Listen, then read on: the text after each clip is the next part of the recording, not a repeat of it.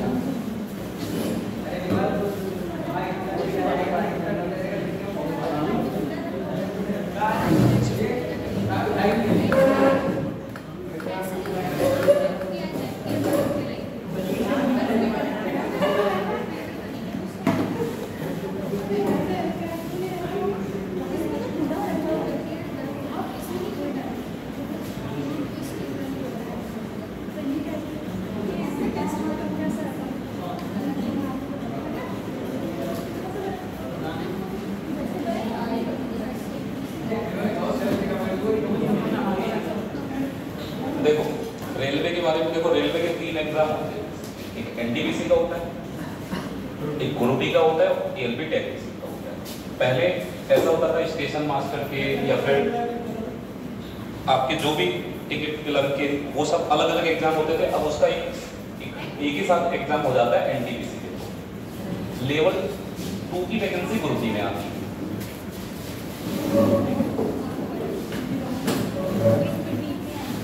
Level 2 की जो vacancy होती है वो ग्रुप डी में होती है। बाकी इसके ऊपर के जितने लेवल हैं वो सब एनटीपीसी में आते हैं। 3, 4, 5, 6 रेलवे लेवल 6 तक रिक्रूट करता है। ग्रुप डी आप जानते हैं, ग्रुप डी का मतलब जो नॉन टेक्निकल वर्क होता है उसके लिए ग्रुप डी रिक्रूट करता है। उसके अलावा चाहे आपका स्टेशन मास्टर हुआ, चाहे कमर्शियल हुआ, ट्रैफिक अप्रेंटिस हुआ, जितने बड़े पोस्ट होंगे रेलवे में वो सब आपके एनटीपीसी के थ्रू रिक्रूट। इसमें कुछ 12th वाले भी होते हैं, कुछ ग्रेजुएशन वाले होते हैं।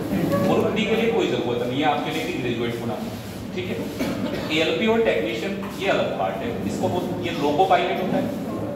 लोको पायलट जानते हैं, ड्राइवर जो ट्रेन को ड्राइव करता है, ठीक है। तो इसके लिए एएलपी और टेक्नीशियन के लिए ऐसा होता है, एक तो शायद 12th में मैथ्स रहता है या फिर कोई डिप्लोमा हुआ आईटीआई वगैरह वो मांगते हैं। इसमें एक और भी प्रॉब्लम है कि इसका एक थर्ड पेपर होता है साइको टेस्ट। साइको टेस्ट का मींस एक रीजनिंग टाइप का टेस्ट होता है, वो क्वालिफाइंग नेचर का होता है, उसे क्वालिफाई करना जरूरी है। इसका मेडिकल बहुत हार्ड है एएलपी का, मतलब आंखें को आपकी बिल्कुल 1% भी गुंजाइश नहीं है जरा से। इसको हर साल 2 साल के बाद जो भी लोको पायलट होता है ना उनकी आंखें चेक की जाती है कि ऐसा तो नहीं किसी की आंखें खराब हो रही है। ऐसा जरूरी थोड़ा ना आज हमारी आंखें खराब नहीं हो रही तो कल नहीं हो पाएगी, हो सकता है कल खराब हो जाए। सबसे एनटीपीसी का अभी नोटिफिकेशन जारी हुआ है, अभी उन्होंने ये बोला है कि लगभग 10,000 पद निकालेंगे सभी में निकालेंगे। लेकिन आप ये टेंटेटिव वैकेंसी है, इतना मान लो कि डबल हो जाएगी वैकेंसी जब फार्म आएंगे। 1 महीने के अंदर अंदर फार्म आने की पूरी उम्मीद है। इसके बाद ग्रुप डी आएगा। ग्रुप डी तो इस बार आप ये मान के चलो लगभग 80-90 हज़ार वैकेंसी आनी है। 80-90 हज़ार से कम नहीं आएंगी, हो सकता है 1 लाख के पार भी पहुंच जाए। रेलवे कोई बुरी जॉब है नहीं, आपको पता है सेंट्रल गवर्नमेंट की जॉब है। तो अगर आप कर पाते हैं, और सिलेबस क्या है, पढ़ाना क्या है, मैथ्स, रीजनिंग, जीएस, इसके अलावा कुछ आता ही नहीं। जीएस में क्या है, थोड़ा सा आप ये मान के चलो कि साइंस के क्वेश्चन 8-10 रहते हैं उसमें। जीएस जो जनरल स्टडी होती है उसमें साइंस का भी पार्ट रहता है, और रेलवे में साइंस बड़ी तक दी जाती है, उसमें क्वेश्चन रहते हैं। जैसे आप एनटीपीसी का पेपर देने जाएंगे 100 क्वेश्चन होंगे, 40 होंगे जीएस के और 60 होंगे मैथ्स रीजनिंग के मिला के। तो 40 में से आप ये मान के चलो 8, 9, 10 क्वेश्चन साइंस के भी होंगे। चलो आज स्टार्ट करते हैं।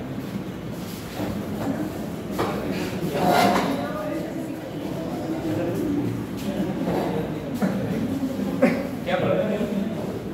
डेसिमल और फ्रैक्शन स्टार्ट किया था ना लास्ट क्लास में? Yes sir. चलो उसी को आगे कंटिन्यू करते हैं। आज हमारा चैप्टर कंप्लीट हो जाएगा।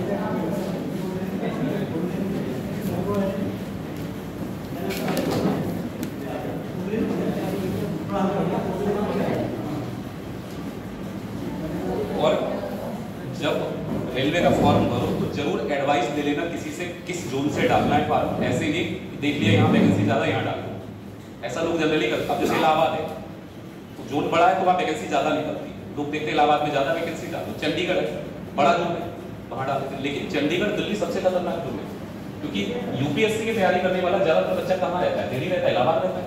तो वो चाहते हैं हमें इलाहाबाद दिल्ली में अगर नौकरी मिल जा रही साथ में तैयारी भी होती रहेगी। अब जो यूपीएससी की तैयारी कर रहा है तो वो आप सोचो उस लेवल पे तो होगा कि एनटीपीसी तो बहुत आसानी से निकाल के ले जाएगा। तो वहाँ कंपटीशन ज़्यादा, वहाँ बच्चे ऐसे बैठते हैं। आप जोन चुनो अपने घर के पास वाला, सबसे पड़ोस में अपना कौन सा है, गोरखपुर अगर मिले तो पीलीभीत भी पोस्टिंग मिलने के पूरे चांस है। मैं बहुत लोगों को ऐसे जानता हूँ जिनकी पोस्टिंग पीलीभीत में चल रही है। अपने घर में नौकरी करोगे ज़्यादा सुखी रहोगे। अब जिसे घूमने फिरने का शौक हो तो वो एसएससी सीजीएल की तैयारी करेगा।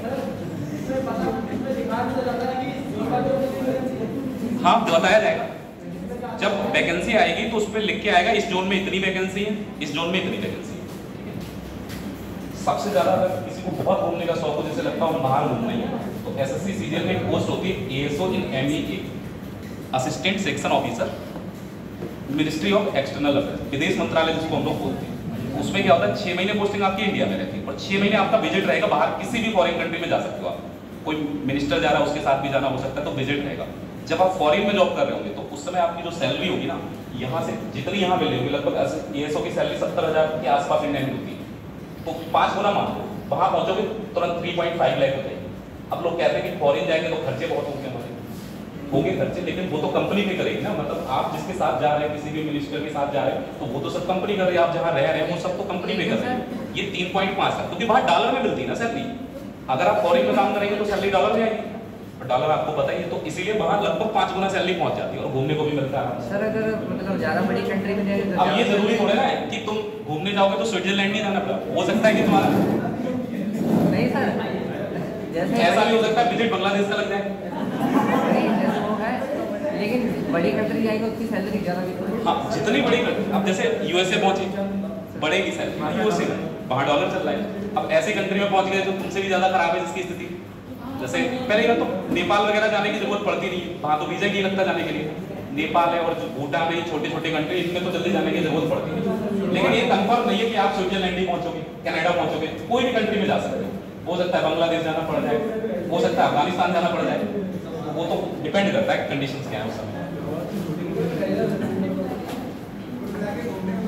जितने मंत्रालय सब में एएसओ की पोस्ट आती है, असिस्टेंट सेक्शन ऑफिसर, चाहे गृह मंत्रालय हुआ, चाहे रक्षा मंत्रालय हो, सब में आती है। अगर आप चाहते हैं कि आप एक वैल्यूएबल एएसओ की एक अच्छी चीज पता क्या है, आपको जैसे जितनी भी पोस्ट है सीजीएल में, उन सब के बारे में पता जरूर होना चाहिए, क्योंकि आपने चुन तो लिया कि हम ये बनेंगे, तो पता ही नहीं वो होता क्या है। ऐसा थोड़ा ना किसी का नाम लिख के कि हाँ ये बनना है मुझे, कुछ उसके बारे में पता भी तो होना चाहिए। अब एएसओ क्या है कि भाई आप उस मंत्रालय में जाते हैं, आपका एक तो ड्यूटी टाइम फिक्स है, आपका वही ऑफिस आवर्स रहता है 11 से 5 वाला, मतलब 10 बजे होता है, पहुंचते 10:30 11 तक ही, तो 11 से 5 तक फ्री होके निकल गए। जहाँ पे मंत्रालय होगा उसी मंत्रालय में आपकी ड्यूटी लगी हुई होगी, लेकिन बस फर्क पता क्या है, आपकी जब ड्यूटी लगी होगी तो आपको ये एंड्रॉइड फोन ले जाना अलाउड नहीं होगा। आप वो वाला कीपैड फोन ले जा सकते हैं, आपकी वीडियो कोई सीक्रेट है, कुछ भी वहाँ पर मीटिंग्स चल रही है, पता लगा आप एंड्रॉइड फोन ले गए, रिकॉर्ड करके ले आए कि हाँ ये सीक्रेट हमें मिले। होती चीज़ें बहुत सारी जो नहीं चाहती गवर्नमेंट हम पहले से किसी को बताएं, तो वो आपको केवल वहाँ एक फोन मिलेगा, ये वाला कीपैड वाला ले जा सकते हो, एंड्रॉइड फोन नहीं ले जा सकते, वो अलाउड नहीं है। 5 दिन जॉब है, 2 दिन छुट्टी है। सबसे अच्छी बात क्या है कि 2 दिन छुट्टी आपको बहुत कम नौकरियों में अब रह गई है गवर्नमेंट सेक्टर में। अब तो संडे में भी काम करा लेते हैं बहुत सारे सेक्टर, तो एक अच्छी चीज़ वो है। और उससे भी बढ़िया एक होता है डिविजनल अकाउंटिंग। अगर आप चाहते हैं कि हम अपने जॉब में खुद ही राजा रहें, किसी के अंडर में काम नहीं करना है, तो आप डिविजनल अकाउंटेंट बन जाओ। आपका अपना वर्क है, अपना एक कैबिन मिलेगा आपको, आप ही वहाँ पर सबसे बड़े अधिकारी हैं।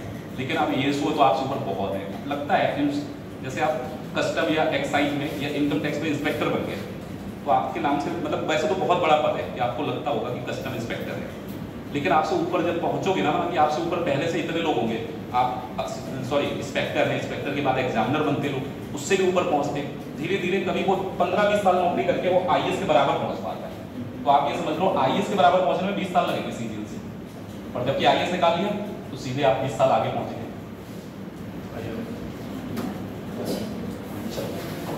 फ्रैक्शन के बारे में हमने क्या जाना था, कंपेयर करना जाना था। मैंने आपको बताया था टर्मिनेटिंग डेसिमल कौन से होते हैं, फिर उसके बाद आपको शांत दशमलव आवर्त दशमलव इनमें अंतर बता दिया था। उसके आगे की बात करते हैं।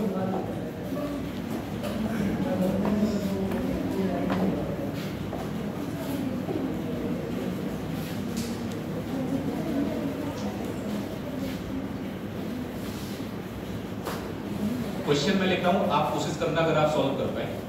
निम्न में से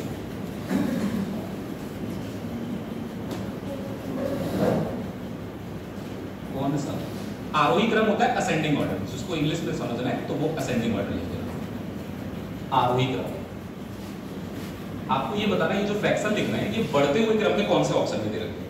पहला है हमारा 5/6, 3/4, 7/9, 11/30। ठीक है, ये पहला ऑप्शन। अरे दूसरा ऑप्शन हमारा क्या है 11/13, 7/9, 5/6।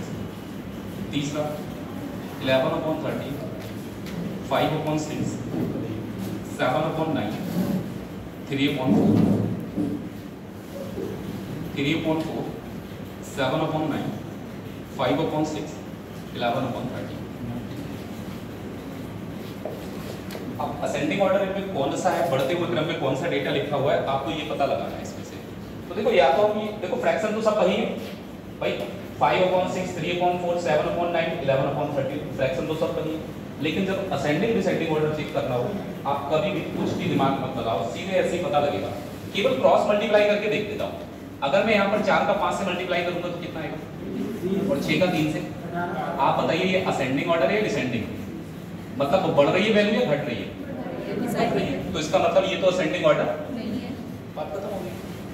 9 × 11 कितना होगा 99, 13 × 7 वैल्यू बढ़ रही है घटी, छोटा वाला वैल्यू बाद में लिख दिया ना, तो ये भी हमारा असेंडिंग ऑर्डर।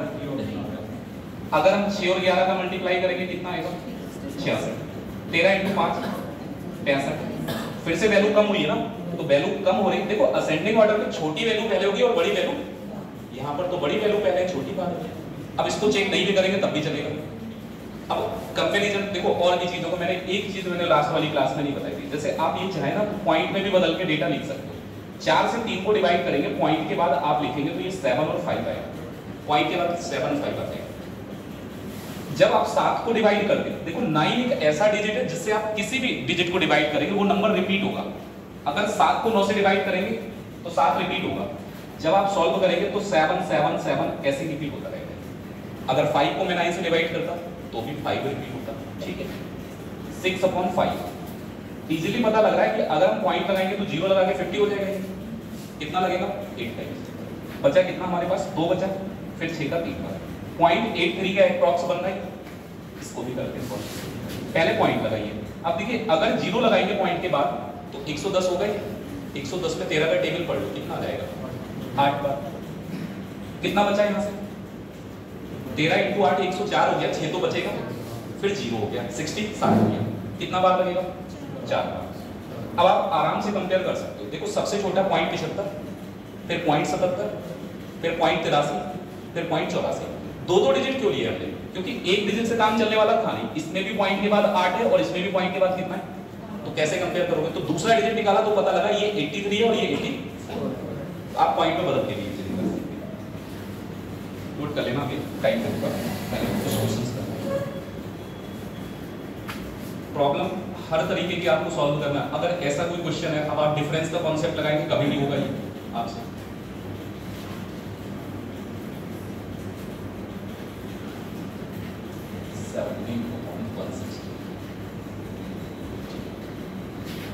आपको क्या बताना है इसमें ये बताना है सबसे बड़ी वैल्यू कौन सी है।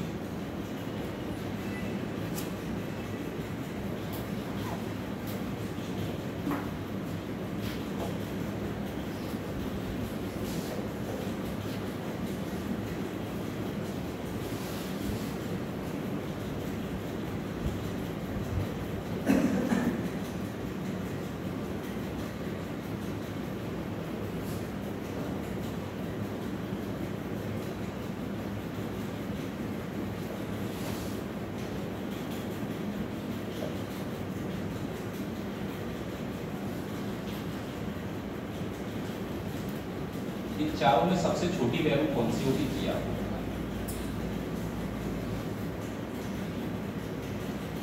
बड़ी और छोटी वैल्यू निकालने के लिए तो मैंने आपसे कही था कि क्रॉस मल्टीप्लाई करके भी काम करना। अच्छा इससे पॉइंट में बदलना क्या आसान होगा, ये वाला जो डेटा है इसको ध्यान से देखो। 113 की टेबल तो किसी को आती नहीं होगी, नहीं आती ना, सीधी सी बात है, कोई नहीं याद रखता है इतना बड़ा टेबल।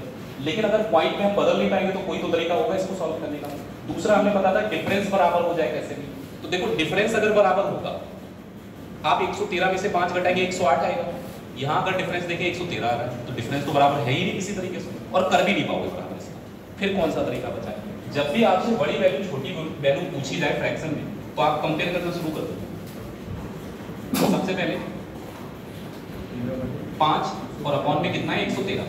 दूसरी वैल्यू कोई से भी आप दो डेटा उठा लो, अब इनमें कौन सी वैल्यू बड़ी है कौन सी छोटी है ये तो बता सकते हैं क्रॉस मल्टीप्लाई करके। 120 का 5 से मल्टीप्लाई करना जरा 600, 113 का 7 से करिए 791। ये तो कंफर्म हो गया 791 बड़ा होता है 600 से। तो ये वाली वैल्यू बड़ी है और ये वाली वैल्यू, आपसे कौन सी वैल्यू पूछ रहा है? तो अगर बड़ी वैल्यू पूछ रहा है तो ये वाली वैल्यू जब छोटी है तो सबसे बड़ी तो नहीं हो सकती, तो जो भी छोटी वैल्यू आएगी उसको आप छोड़ते जाइए। इसको मैंने हटा दिया। अब यहां से हमने कौन सा ऑप्शन चुना? 7/120। देखो 7/120 5/113 से तो ज्यादा है, लेकिन सबसे ज्यादा है ये थोड़े ना पता है अभी। आगे उठिए, कितना आया? 13/145 करते हैं चेक। अगर हम 7 को मल्टीप्लाई करेंगे तो 14 × 7 98, 1015 आ रहा होगा। अगर हम 7 का 145 से मल्टीप्लाई करेंगे 1015 आ जाएगा। 13 और 12 का मल्टीप्लाई होता है 156, ये आ गया 1560। अब इनमें कौन सी वैल्यू बड़ी होगी? 13/145 बड़ी वैल्यू और 7/120, तो हमें छोटी वाली वैल्यू तो चाहिए ही, हमें कौन सी वैल्यू चाहिए? बड़ी वैल्यू चाहिए। तो इसको छोड़ दिया, इसको उठा दिया। अगले स्टेप में आंसर आ जाएगा। अब बचा हमारे पास 13/145 और दूसरा ऑप्शन क्या है? 17/160। इसको और चेक कर लेते बस, इसको इधर मल्टीप्लाई, इसको इधर। भाई 13 और 17 का तो टेबल जनरली याद होगा, तो आप मल्टीप्लाई करने में इतना दिक्कत नहीं। इसको अगर मल्टीप्लाई करते तो ये आ रहा है 2080। 17 × 5 86 होगा, 8 बचेगा। 68 और 8 76, 7 बचेगा। 17 और 7 24। देखिए इसमें वैल्यू कौन सी बड़ी आ रही है? 2465 ज्यादा है 2080 से, तो आपको छोटी वाली वैल्यू छोड़ देना है, बड़ी वाली छोड़ देना। हर बार आपको याद रखना, अगर बड़ी वैल्यू पूछ रहा है तो कंपेयर करते जाओ, छोटी वैल्यू छोड़ते जाओ, बड़ी वैल्यू उठाते जाओ। सबसे बड़ी वैल्यू फाइनली कौन सी आ रही है? 17/160।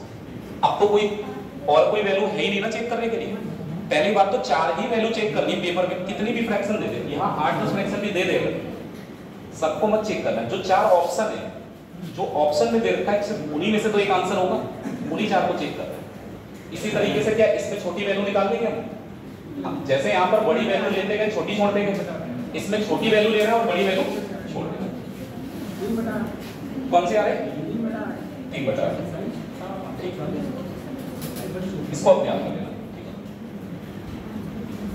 जल्दी से आप नोट करो।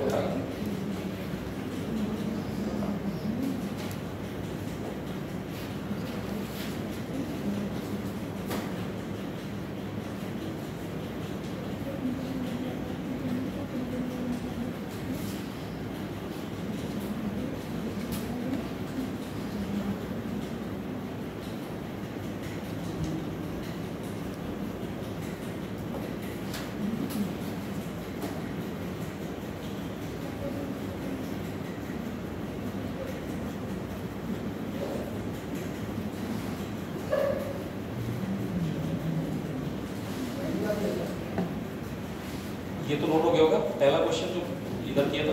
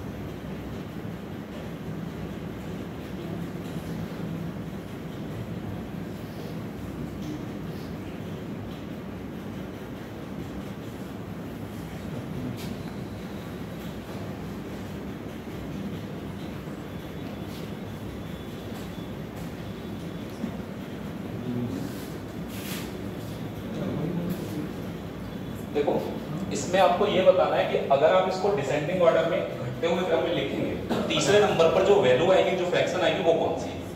पहले इसको डिसेंडिंग ऑर्डर में लिखना, थर्ड नंबर पे जो आएगी उस वैल्यू को आपको बताना है कौन सी है। क्योंकि डिसेंडिंग ऑर्डर में अगर पूछ रहा हो तो हम तो ऑप्शन से ही कर लेते हैं, उसकी जरूरत ही नहीं, अभी हमने किया भी था। अब हमें पता है कि डिसेंडिंग ऑर्डर में लगाने के लिए या तो इसमें हम डिवाइड वाला कॉन्सेप्ट लगा दें, देख लें एक बार। अब यहीं पे सारी चीजें सीख लेना, क्योंकि और क्वेश्चन में नहीं कराऊंगा इस टाइप के। अगर आप 3 को 4 से डिवाइड करेंगे तो कितना आएगा 0.7। आप परसेंटेज पढ़ेंगे बहुत इजी हो जाएगा। परसेंटेज में आप पढ़ोगे 3/4 होता है 75%, तो पॉइंट में आ जाएगा 75% भी 75/100। तो अगर हम पॉइंट में रिप्रेजेंट करेंगे तो 0.75। ठीक है, अगर हम 7 को 9 से डिवाइड करेंगे, अभी बताया हूं कि आपको पता है कि रिपीट होता है नंबर पॉइंट के बाद। जिस डिजिट को 9 से डिवाइड करोगे वो पॉइंट के बाद रिपीट होगा। तो ये 7 7 ऐसे ही चलता रहेगा इसके आगे। ठीक है, 2 डिजिट केवल निकालने। अगर हम 8 को 11 से मल्टीप्लाई करें तो पॉइंट के बाद सबसे पहले क्या आएगा भाई, 8 में 0 लगाएंगे 80 हो गया, 7 बार लगा दिया आपने, कितना बचेगा 3। तो 11 से डिवाइड करेंगे तो कितना बार लगेगा 0.72 हो गया।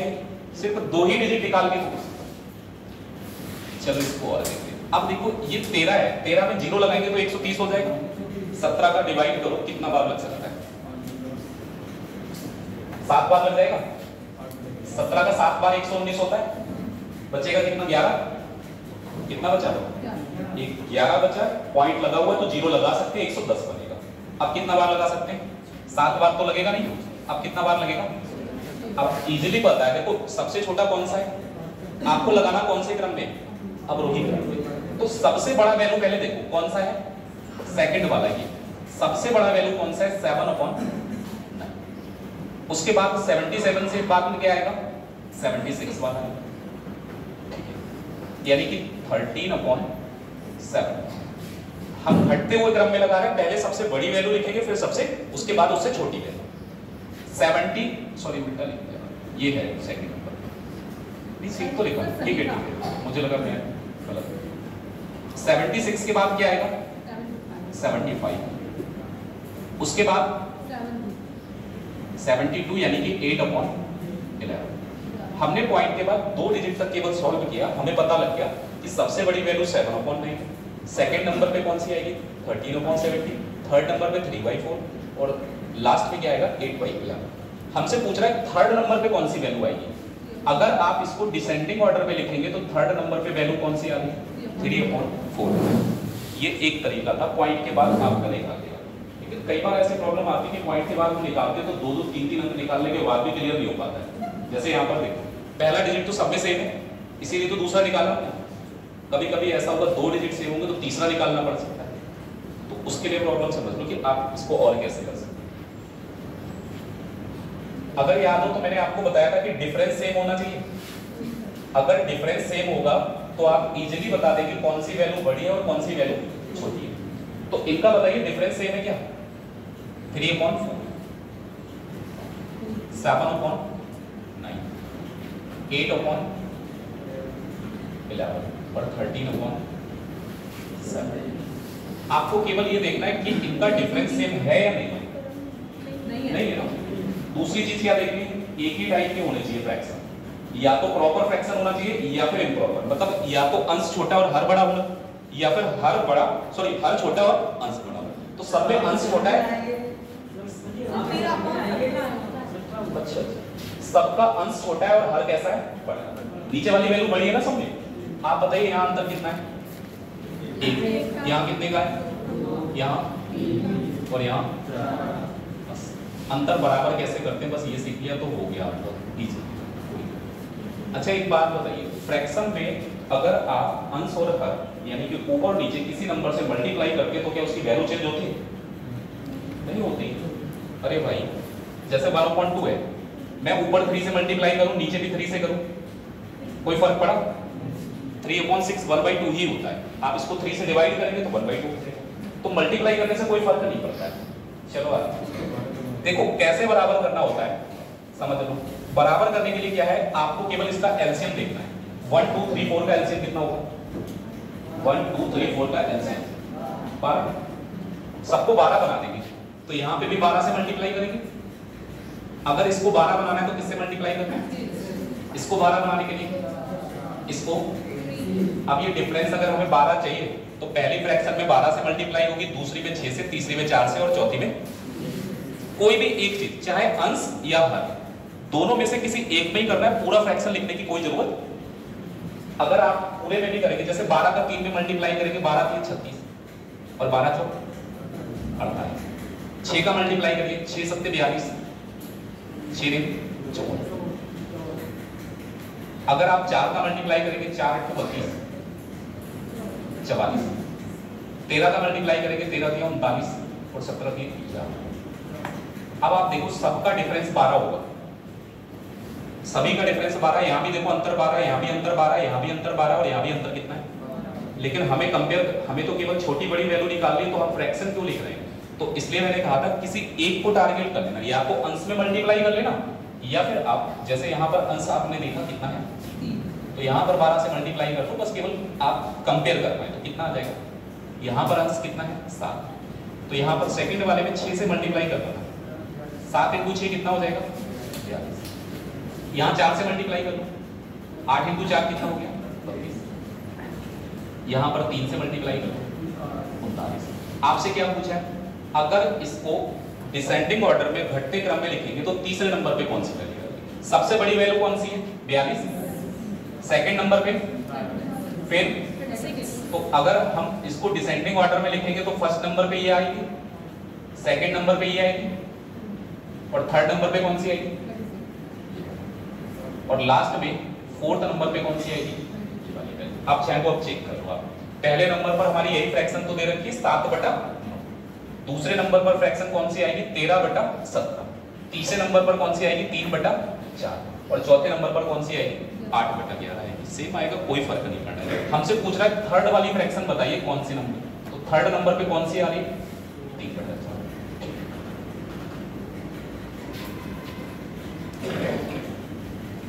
ये कर बताओ जल्दी से, इसमें बड़ी वैल्यू कौन सी है?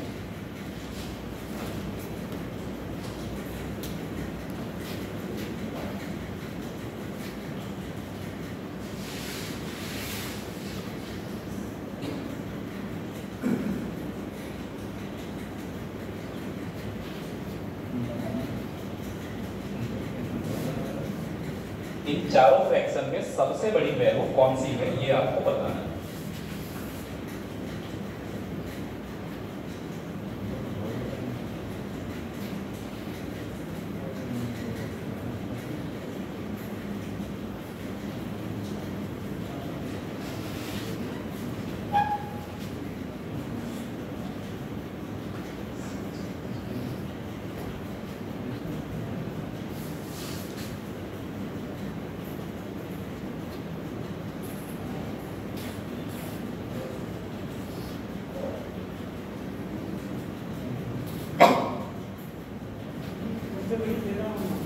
कौन सी आ रही?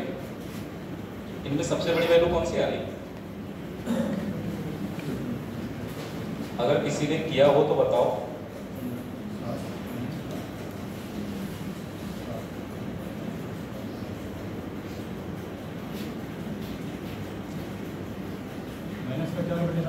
माइनस का 4/7 ये आ रही सबसे बड़ी, पता नहीं मुझे, मैं पूछ रहा हूँ।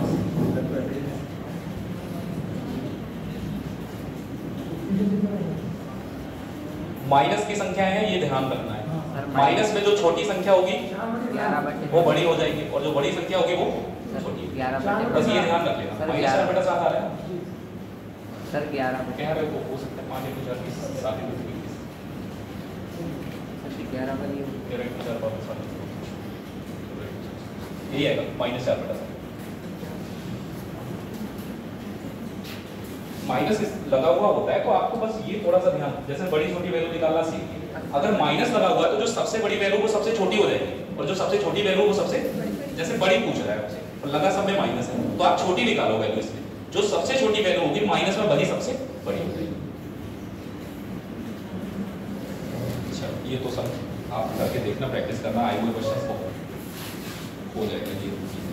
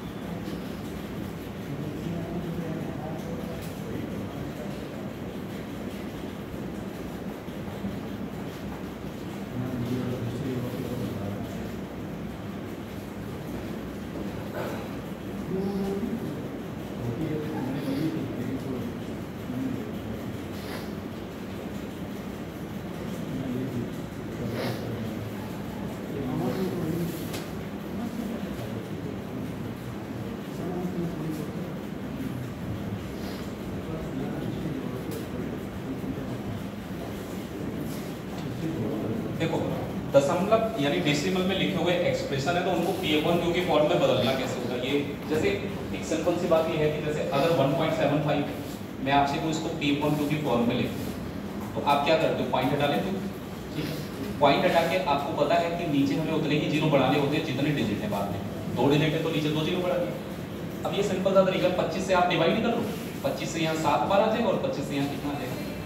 तो P/Q की मिनिमम फॉर्म अगर हम इसको लिखेंगे तो कितना आ जाएगा? 7.4। लेकिन ये तो तब हो पाएगा जब ये पॉइंट के बाद आपको टर्मिनेटिंग डेसिमल दे रखा हो। जब रिकरिंग डेसिमल जिसमें पॉइंट के बाद कुछ रिपीट हो रहा हो या बार लगा हुआ हो तब कैसे बदलेंगे? और वही पूछा जाता है परीक्षा में। आपको मैं कुछ संख्याएं लिख रहा हूँ और धीरे से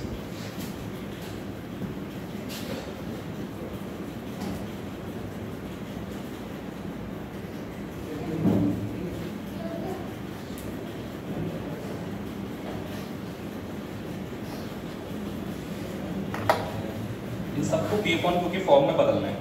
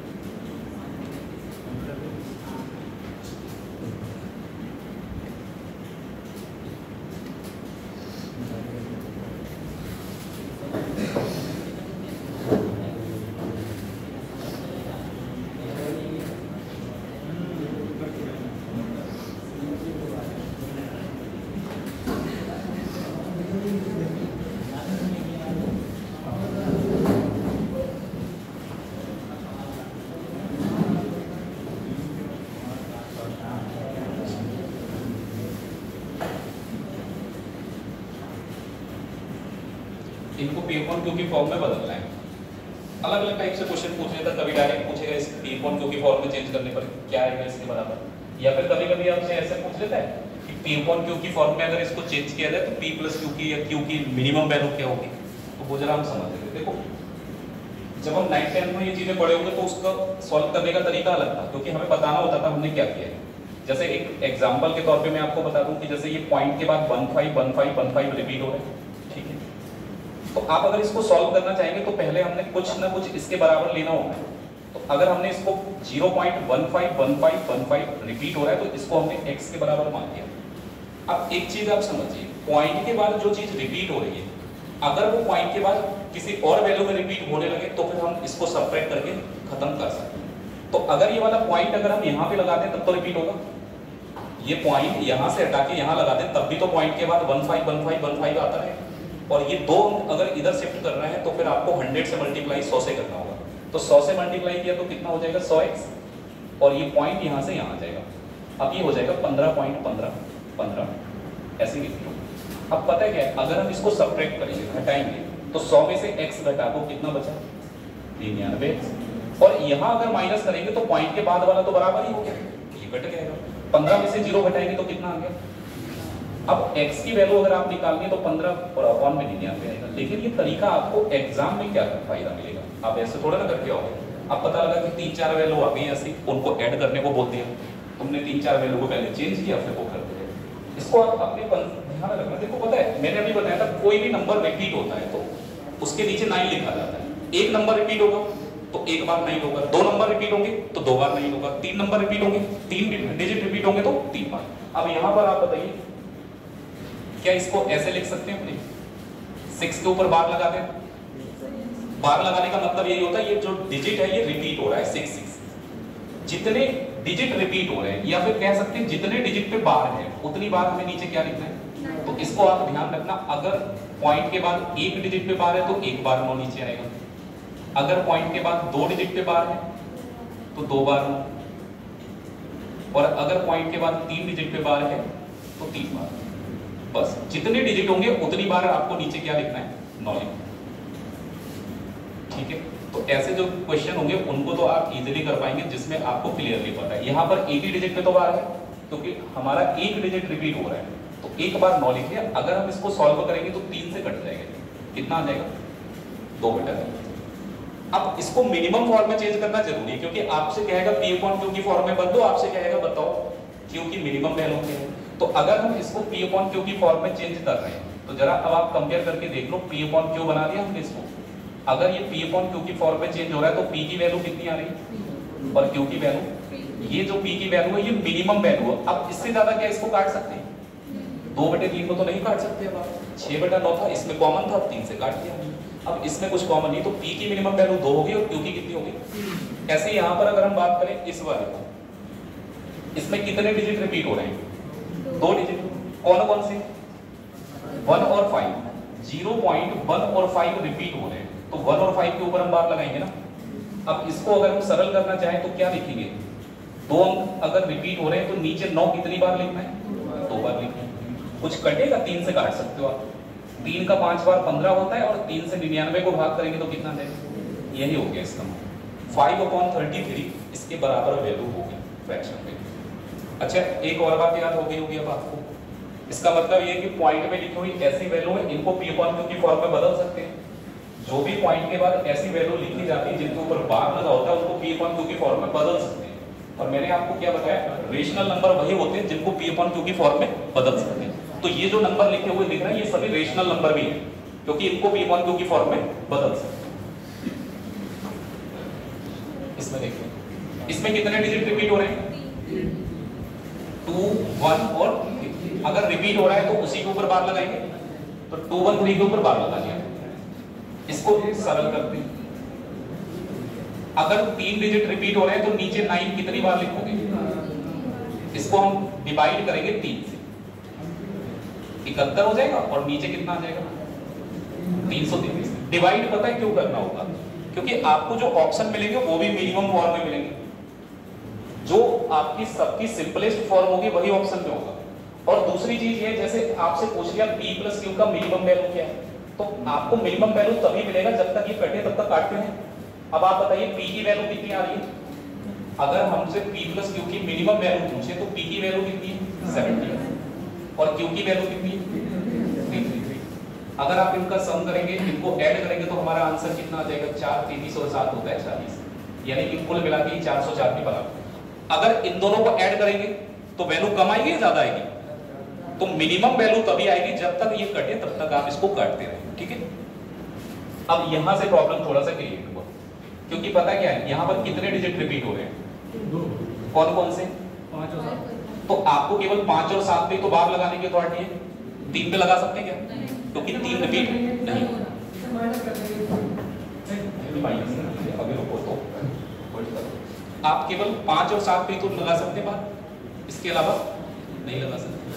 तो अब पता है क्या करना है, आप इसको चेंज करने का तरीका थोड़ा सा ध्यान देना, कभी गलती नहीं। ये जैसा नंबर लिखा है वैसा ही लिख लो, आपको पता है नंबर लिखा है 357, पॉइंट के बाद जो नंबर लिखा हुआ है वो 357 ही तो लिखा है। अगर ऐसे एक्सप्रेशन में लिखा हुआ तो पहले बार लगाओ, कहां पे लगेगा, पूरा नंबर लिखो एक बार में, 357 लिख लिया। जिस नंबर पे बार नहीं लगा हुआ है उसको माइनस कर दो, बार किस पे नहीं लगा है, 3 पे, 3 को माइनस कर देंगे।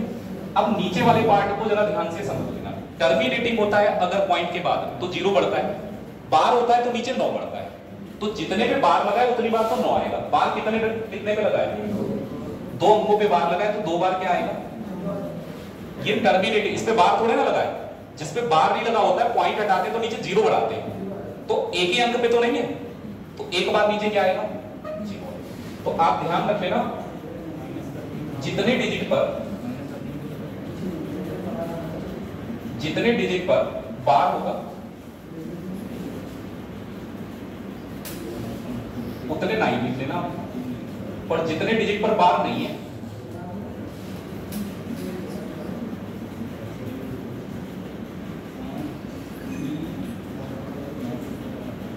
आप ध्यान रख लेना, उतने आपको नीचे क्या लिखना है, पहले 9 लिखना है और बाद में क्या लिखना है, 0।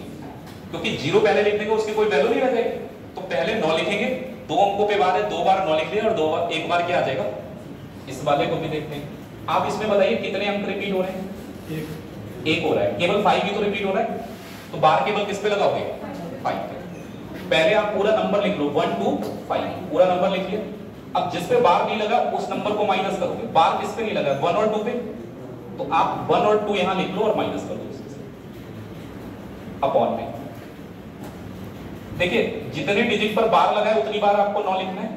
तो एक ही डिजिट पे तो बार लगा है, तो एक बार पहले नीचे 9 लिख लिया। 2 डिजिट पे बार नहीं लगा है तो 2 बार नीचे क्या आ जाएगा, 0। इसको आप सिंपलीफाई कर लो, 357 में से 3 घटाएंगे तो कितना बचेगा, 354 अपॉन में आ जाएगा 990।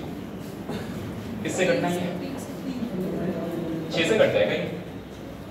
6 से अगर डिवाइड करेंगे 6 का 5 बार, 6 का 9 बार, नीचे 6 से डिवाइड करते हैं, 6 का 1 बार, 6 × 6 36, 6 का 5 बार, 59/165 बार। अब तो नहीं कटेगा, नहीं कटेगा। 59 तो प्राइम नंबर, अब कटना नहीं है इसका। मैंने डायरेक्ट 6 से काट लिया, आप चाहे 2 और 3 से अलग अलग बार में काट लो। इसमें क्या बचा, अगर हम इसमें से माइनस करेंगे 111 बचेगा, और यहाँ कितना आ जाएगा, नहीं सॉरी 113 आएगा, और नीचे कितना आएगा, 900 आएगा। 113 प्राइम नंबर है तो कटने की संभावना ही नहीं है, यानी यही इसका सिंपलेस्ट फॉर्म हो गया। तो इसको अगर चेंज करके लिखेंगे तो कितना आएगा, 113/900। अगर इसको P/Q बनाएंगे तो कितना आएगा, 59/165।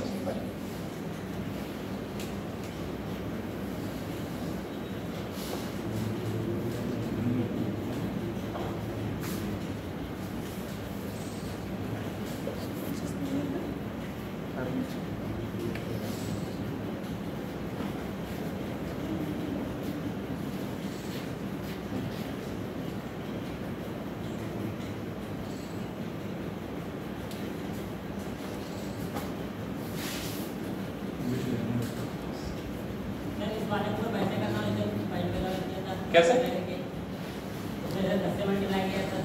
10 से पहले एक बार आप इसमें 10 से मल्टीप्लाई करेंगे तो पॉइंट यहाँ आ जाएगा, फिर अगली बार 100 से और मल्टीप्लाई करेंगे तो पॉइंट यहाँ आ जाएगा, पॉइंट के बाद 5757 दोनों इक्वेशन में आ जाएगा, कट जाएगा।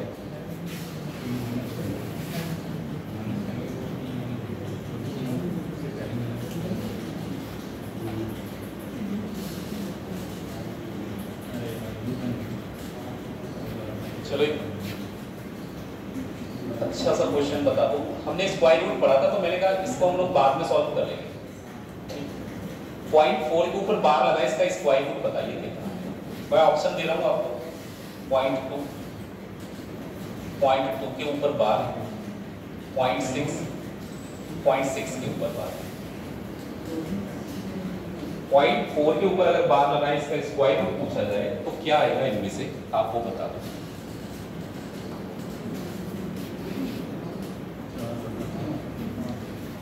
इमोशनल होके आंसर मत दे देना कि अरे 4 लिखा है, बहुत इजी है।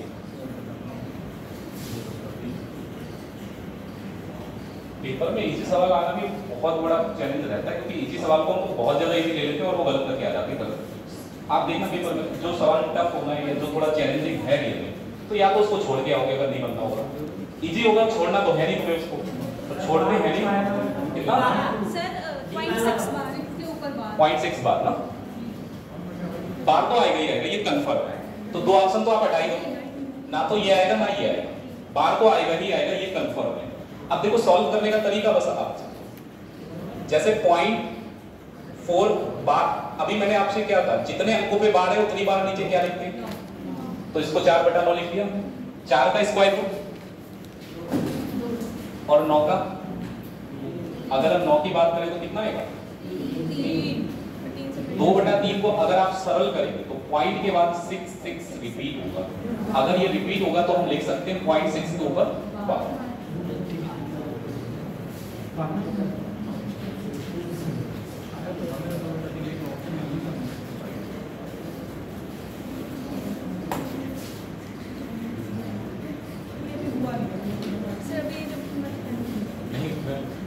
नहीं बताऊंगा, एक होमवर्क में कर लेना। क्यूब रूट है 0.037, इसके ऊपर लगा है 12।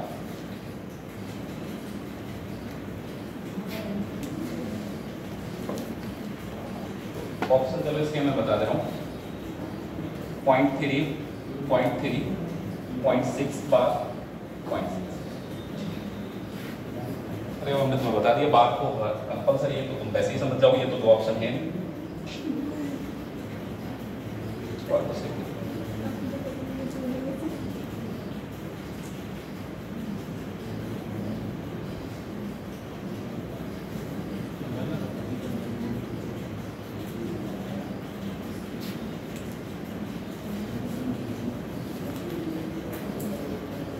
तीनों पे बार लगा हुआ है 037, तीनों डिजिट पे लगा हुआ है।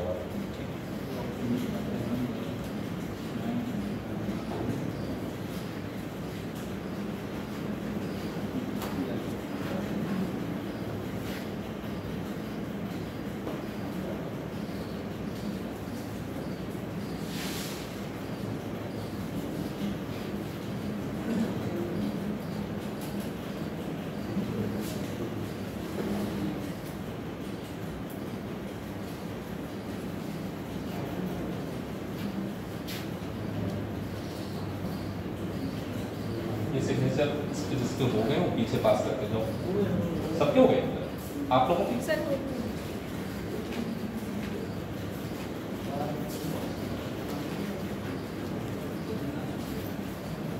सिग्नेचर हो गए सभी लोगों के? ऐसा कोई तो नहीं रहेगा जिसके सिग्नेचर नहीं हो पाए? पहला ऑप्शन है इसका है इसका इसका। तो अभी रिसेंटली CHSL भी तो आया था।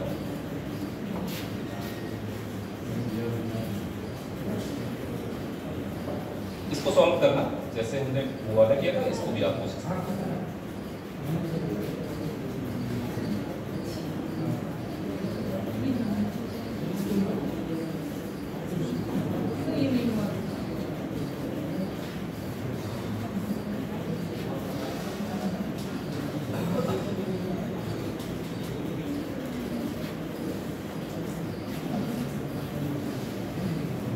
चलो ये वाला बताओ, 1/11 किसके बराबर होगा?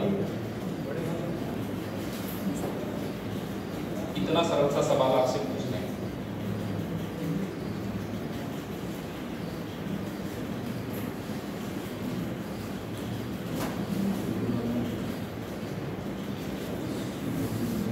ये बताओ 1/11 जो होगा ना वो इनमें से किसके बराबर होगा?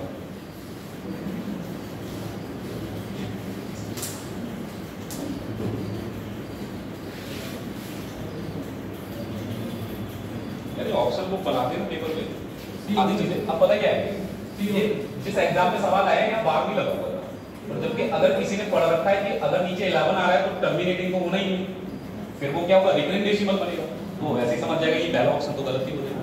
लाल मैंने लगा दिया सी ऑप्शन। और लोग बताओ सी वाला।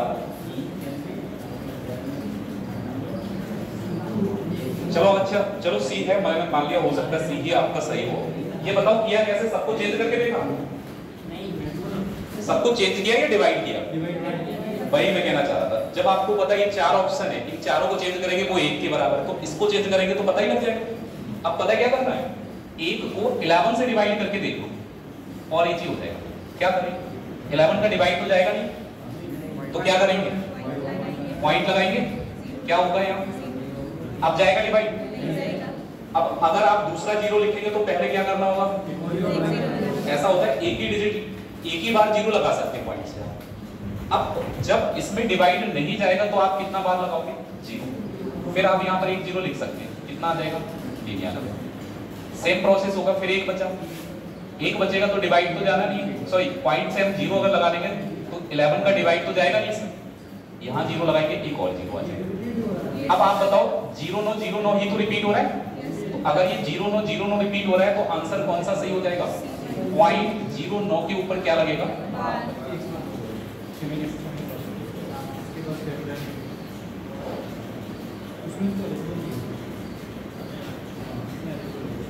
नोट हो गया आपका इधर का?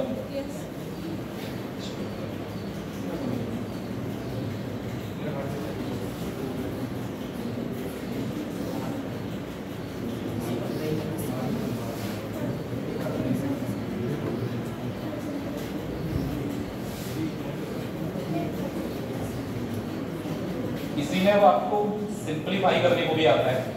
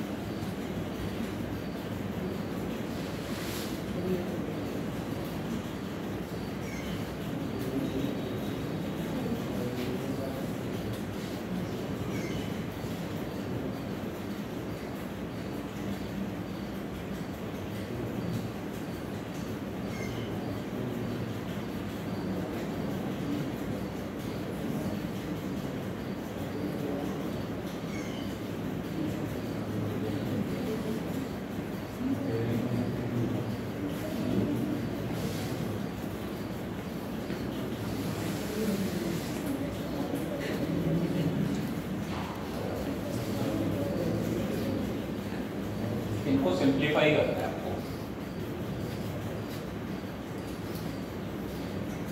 बताओ भाई क्या करें, चेंज करें फ्रैक्शन में?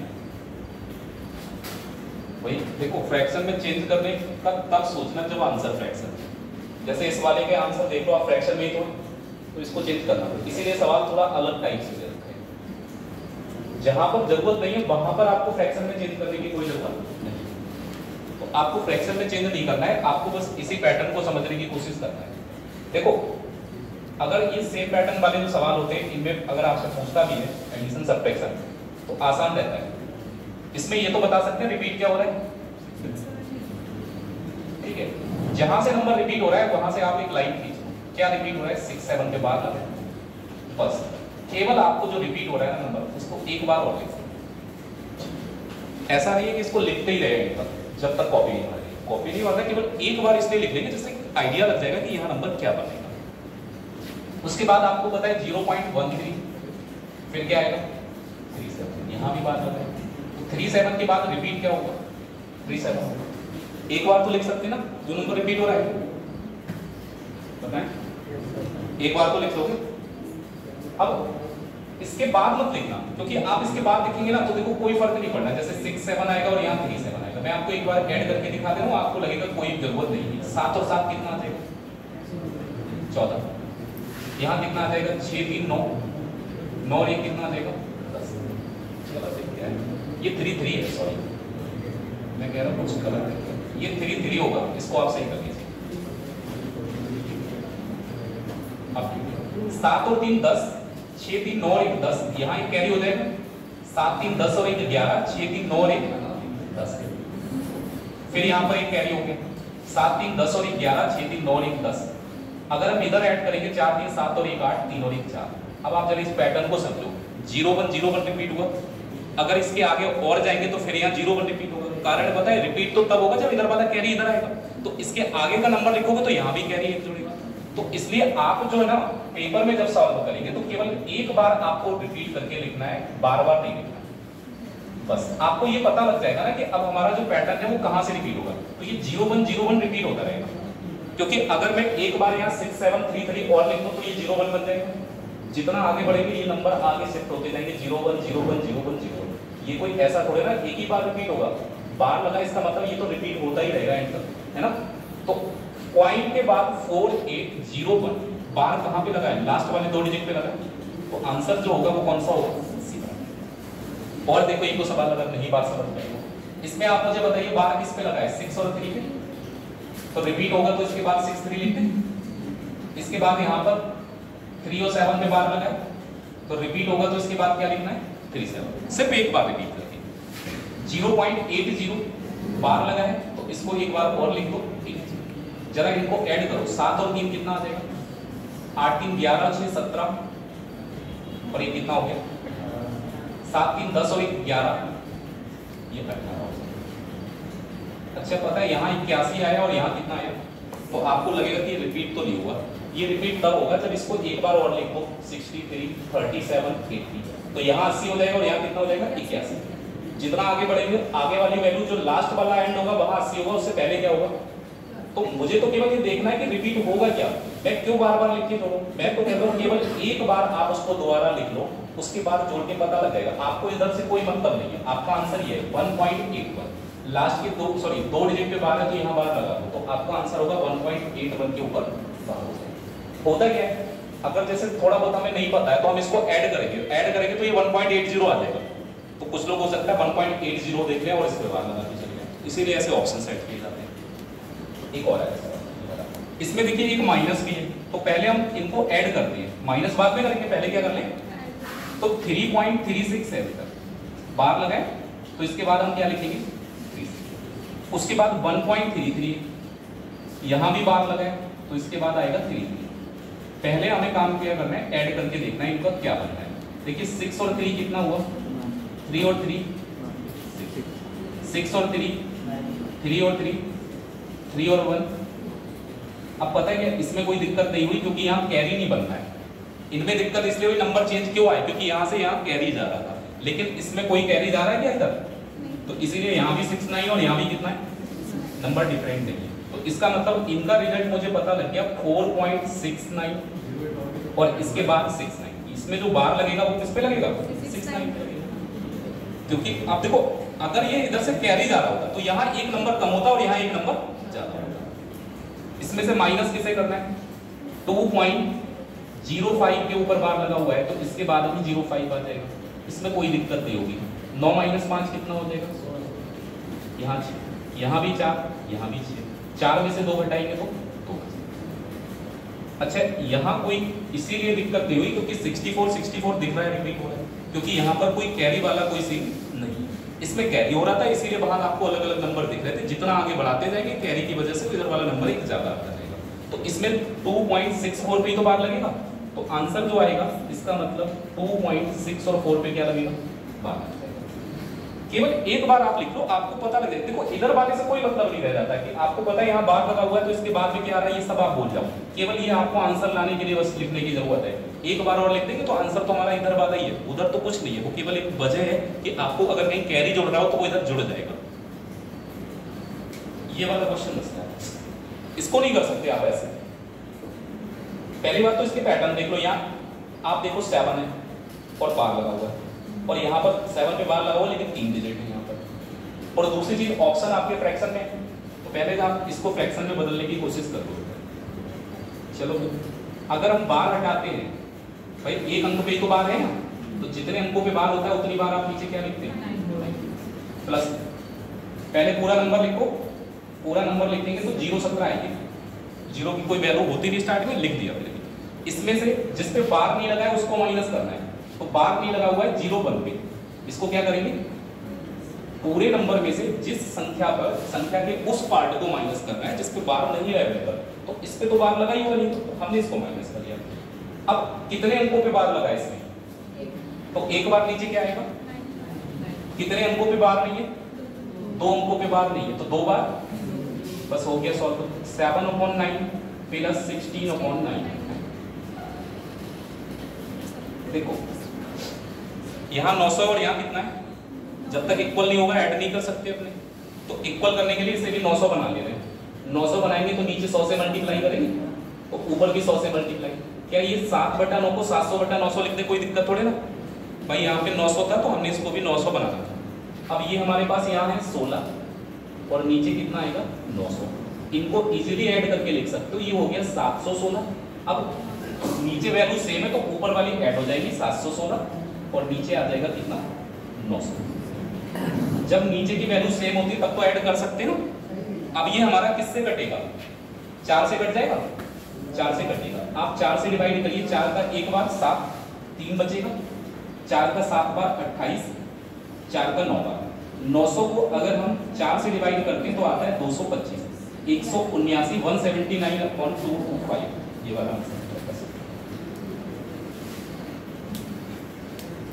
जब आपके ऑप्शन फ्रैक्शन में है तो कभी भी इसको पॉइंट में बदलने की गलती मत करना। आप इसको फ्रैक्शन में लिखो, ऐड करो और आंसर निकालो।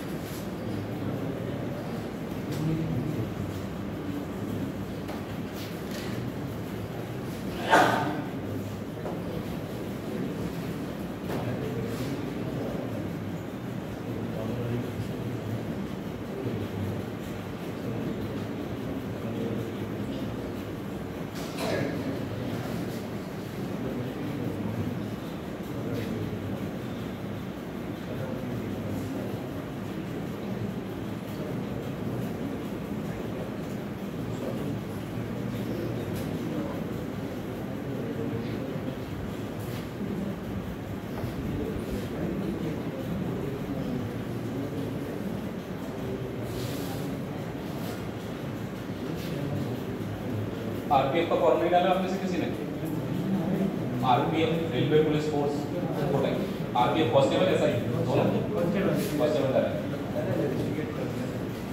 समझ में। यूपी पुलिस कांस्टेबल आ जाए तो सब फॉर्म डालना है। आरपीएफ ऐसी क्या है, यूपी पुलिस कांस्टेबल से तो बहुत बेटर जॉब है आरपीएफ कांस्टेबल की।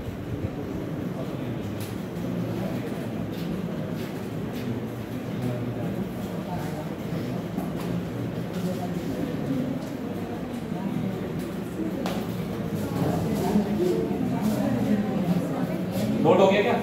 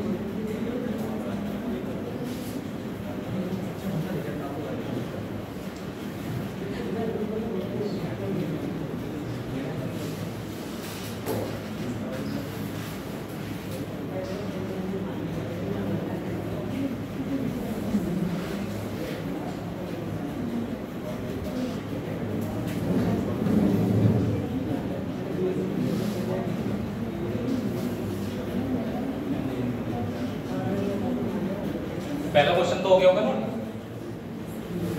बोलो।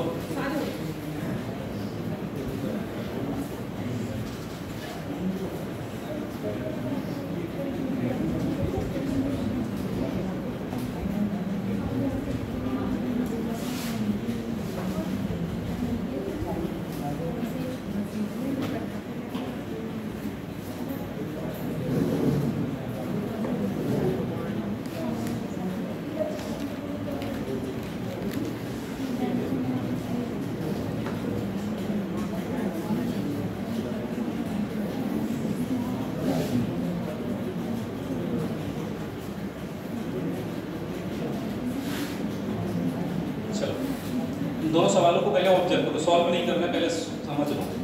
बस केवल आप मुझे इतना बता दो, क्या आप ऑब्जर्व कर पा रहे हैं कि आपको इस सवाल को देख के क्या बिना सॉल्व किए ऐसा कुछ लग रहा है कि इनमें से ये ऑप्शन नहीं हो सकते? क्या रीजन के साथ ऐसे नहीं आंसर निकाल लिया फिर कह दो ये तीन हो ही नहीं सकते। आपको केवल ये ऑब्जर्व करना है कि इस सवाल का उत्तर इन चार ऑप्शन में कौन सा नहीं हो सकता। किसी का है ए वाला और डी वाला हो सकता है या नहीं हो सकता है? अच्छा, ये दोनों नहीं हो सकते, ठीक, क्योंकि बार लगा हुआ है तो 100 तो नीचे आता नहीं है।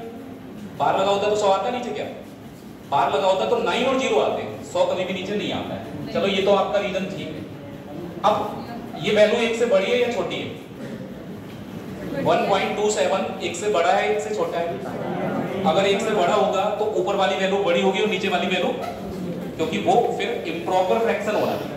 तो आप देखिए यहाँ पर ऊपर की वैल्यू छोटी है ना, तो ये तो 1 से कम हो गया, ये भी 1 से कम हो गया। अब आंसर ये केवल हमने ऐसे ही सोच के निकाल दिया। सॉल्व करने का तरीका भी क्या है, देखिए एक को तो आप चेंज कर नहीं सकते। क्या इसको ऐसे लिखने कुछ गलत है?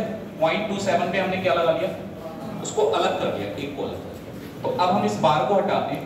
अगर हम 0.27 पे से बार हटाएंगे तो कितनी बार आएगा नीचे? 9 आएगा। कितनी बार?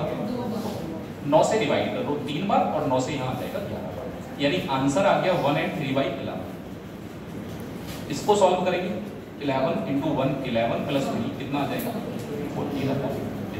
तो आंसर हमारा कौन सा हो गया? ये आपने आप कर लेना है। इसके ऑप्शन लिख दिए मैंने, पेपर में आया हुआ सवाल इसलिए मैंने कुछ किया नहीं। देखो ये ध्यान रखना, ये वैल्यू सिंपलेस्ट फॉर्म में नहीं है। अभी क्यों ऊपर और नीचे डिवाइड करेंगे तो ये कट जाएगा 2 से, कटेगा नहीं?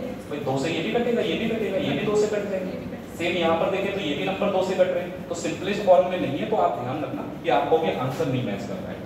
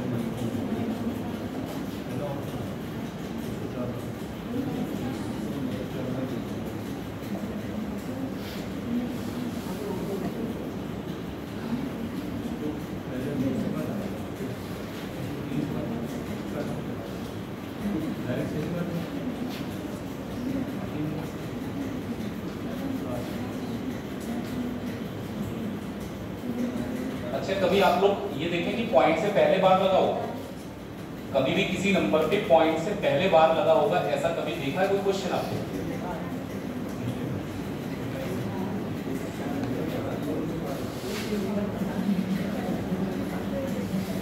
पढ़ा तो सब कुछ ही है ये तुमने कभी ना कभी, वो अलग चीज है, उस समय ये इतना ध्यान ना दिया हो।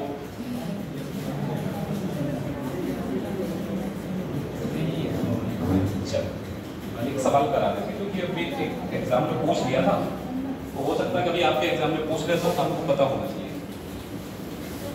जो ऑप्शन है ना, हाँ ये ऑप्शन क्या करेंगे, जब पॉइंट से पहले कोई नंबर इंटीजर पे बार लगा होता है तो उसका मतलब पता है क्या होता है, वो इंटीजर नेगेटिव है। जैसे यहाँ पर 4 के ऊपर बार लगा ना, लेकिन पॉइंट से पहले लगा है, तो इसका मतलब सिंपल सा है, ये माइनस में जाएगा और प्लस में आएगा 0.3। बात को समझ लो ध्यान से कि अगर कभी पॉइंट से पहले इंटीजर पे बार लगाए तो वो नंबर नेगेटिव रहेगा और पॉइंट के बाद वाला नंबर पॉजिटिव। ठीक है, सेम यहाँ पर भी देखो। तो अगर मैं बात करूँ यहाँ पर 6 तो माइनस में आ जाएगा भाई। अगर हम बात करें यहाँ पर 6 किस में आएगा, माइनस, और ये पॉइंट के बाद वाला प्लस में आ जाएगा पॉइंट से। पहले आप इनको अलग अलग कर लीजिए जिससे कि आप इजीली सोच पाए। इतनी बात आ गई कि जो नंबर पॉइंट से पहले लिखा है जिस पे बार लगा है वो नेगेटिव लिखना है और पॉइंट के बाद वाला पॉजिटिव। अब देखो माइनस वाले दोनों नंबर एक साथ मिला के लिख सकते हो, -4 और -6 मिला के कितना हो गया, प्लस वाले दोनों एक साथ मिला लो। अगर आप इसको लिखेंगे तो 3 और 4 7 हो जाएगा, 7 और 8 15, 1.57 हो जाएगा। क्या लिख सकते हैं इसको ऐसे? अभी भी सॉल्व नहीं हुआ क्योंकि हमें ऑप्शन इस तरीके से मैच करना है। अब -10, ये जो 1 लिखा हुआ है, इस 1 को आप इधर ले आओ और प्लस पॉइंट से खत्म कर दो, क्योंकि आपको पता है पॉइंट के बाद वाला नंबर पॉजिटिव होना चाहिए। इसलिए ऐसा मत करना कि इन दोनों को मिला के लिखो, नहीं ढूंढ पाओगे आंसर पे। इसमें से जो पॉजिटिव इंटीजर है उसको अलग कर दो। इसमें 1 अलग है ना, पॉइंट का 57 अलग है, मैंने 1 को अलग निकाल दिया इसमें से। अब अगर मैं इन दोनों को मिला के लिखूं, 1 में से जरा 10 घटा देना, कितना बचेगा, -9, और प्लस में कितना बचेगा, पॉइंट का 17। देखिए अब बिल्कुल माइनस का 9 है तो 9 के ऊपर क्या लगा लेंगे, पॉइंट के बाद वाला नंबर पॉजिटिव होना चाहिए, तो यहाँ पर पॉइंट के 57 होना चाहिए। तो आपका आंसर बनेगा 9.57, जिसमें 9 के ऊपर बार रहेगा।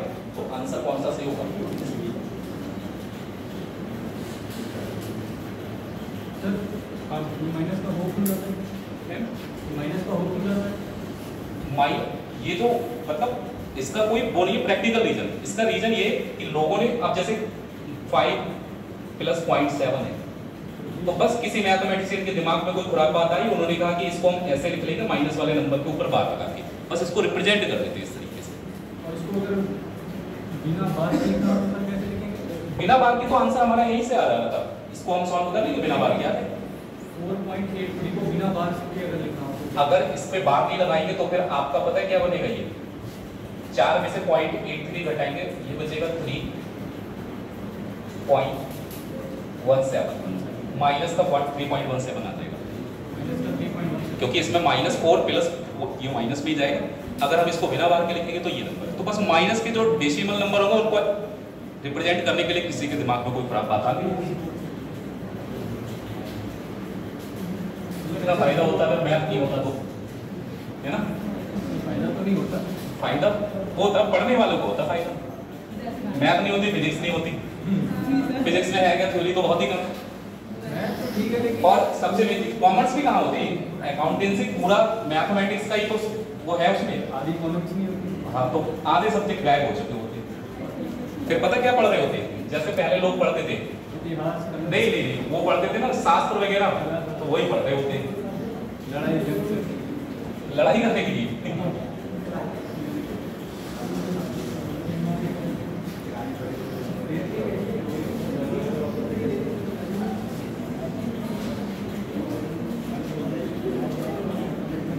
कुल मिला के ये है कि मैथ ने इंसान की जिंदगी आसान कर दी है। इतने सारे सब्जेक्ट बढ़ा के, आसान का मतलब ये, तो हम लोग इतने डेवलप भी तो नहीं होते, फिर हम वही अपनी प्राचीन सभ्यता में जिंदगी जी रहे होते।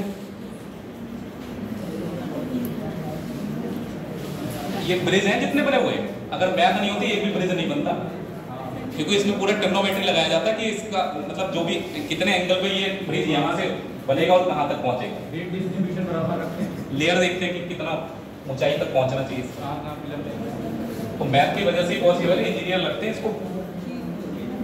मसाला भी तो इक्वल अमाउंट में डालेंगे। हाँ, वो भी मिक्सचर भी तो है उसमें। ज़्यादा अगर आपने सीमेंट लगा लिया तो फिर बेकार हो जाएगा।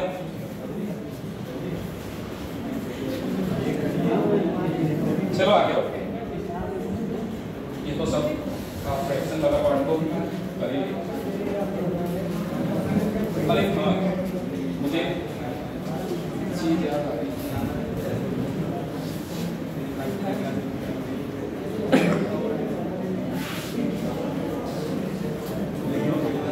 देखो, एक क्वेश्चन है 6/7/8, 6/7/8, से कितना ज्यादा है?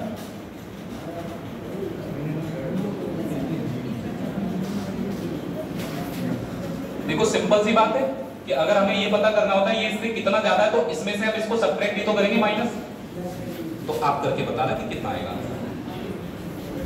ये वाली वैल्यू इससे कितनी ज्यादा है, आपको इसमें से इसको माइनस करके बताना है बस।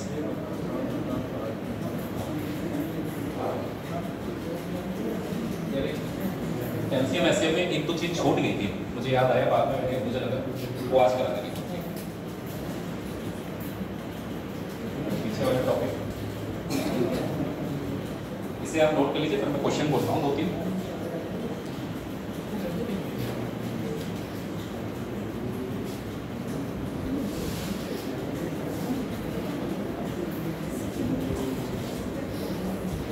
एक बार टाइम देते ना, 5 क्वेश्चन कराने हैं। 5 मिनट बचे। एक 25 हो गए? नहीं सर 17 18 अच्छा वो थोड़ा लेट शुरू हुई थी ना क्लास, इसलिए मुझे लग रहा है 5 बजे।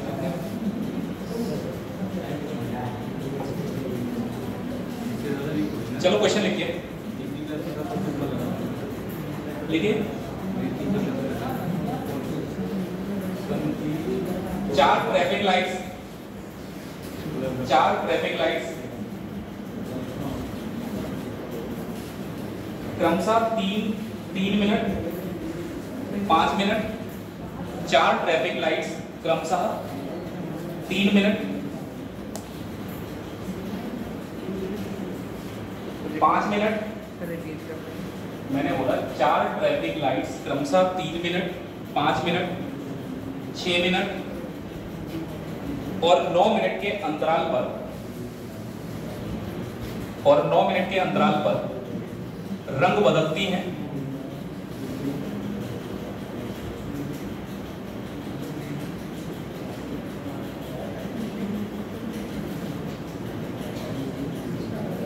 यदि वे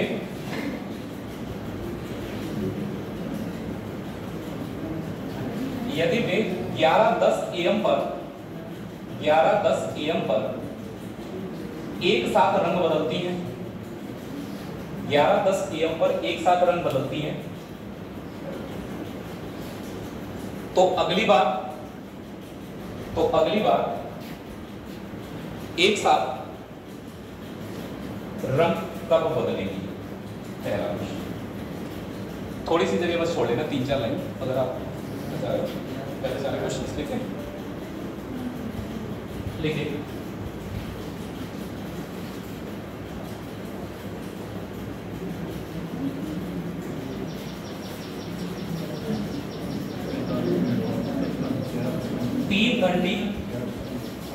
3 घंटियां 2 मिनट 3 मिनट, हाँ ये दूसरा क्वेश्चन है। 3 घंटियां 2 मिनट 3 मिनट और 5 मिनट। 3 घंटियां 2 मिनट 3 मिनट और 5 मिनट के अंतराल पर बजती हैं,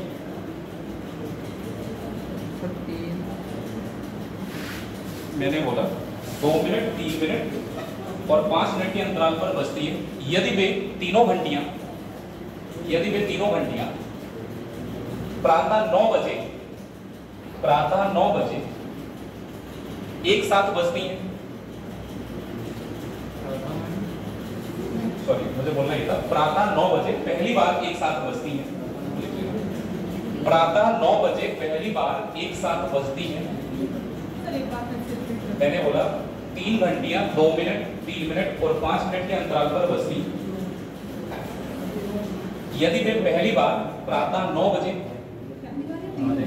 यदि वे तीनों घंटियां प्रातः 9 बजे, ठीक है सेंस वही है मेरा मतलब, वो वे तीनों घंटियां पहली बार प्रातः 9 बजे एक साथ बजती हैं,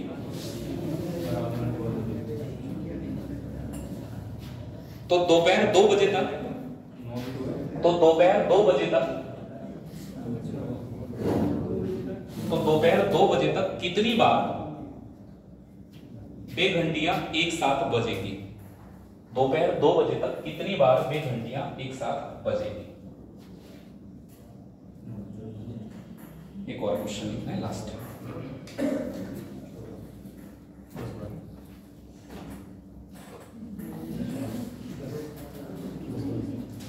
लिखिए 4 घंटियां 24 सेकंड 36 सेकंड 4 घंटियां 24 second 36 second 48 second 24 second 36 second 48 second और 64 सेकंड में 64 सेकंड के अंतराल पर बजती रहती है। 64 सेकंड के अंतराल पर बजती रहती है। तो 7 घंटे 12 मिनट में 7 घंटे 12 मिनट में 7 hours and 12 मिनट 7 घंटे 12 मिनट में बे घंटियां कितनी बार एक साथ बजेंगी? बे घंटियां कितनी बार एक साथ बजेंगी?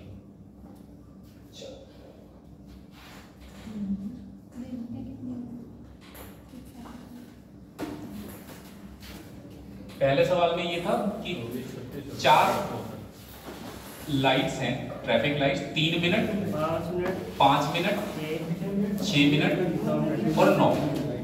ट्रैफिक लाइट्स आप जानते होंगे कलर बदलती हैं, ठीक है। सिग्नल के लिए ट्रैफिक लाइट्स का कलर चेंज होता है।